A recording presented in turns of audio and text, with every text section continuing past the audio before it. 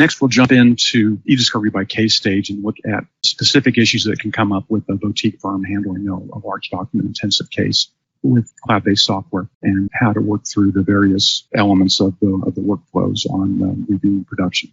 This first slide just shows an overview of what's done. There's start with a request for production received and the complaint before that.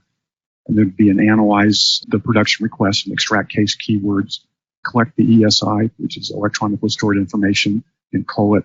We'll get into that a little bit more later. Then it would be processed for review to process native TIFF or PDF, depending on the platform. The ESI would be loaded into the review platform after processing or part of processing if it's an integrated processing and review platform like Lexbe. Redaction would be done. PII would be identified and removed. Determine the review method.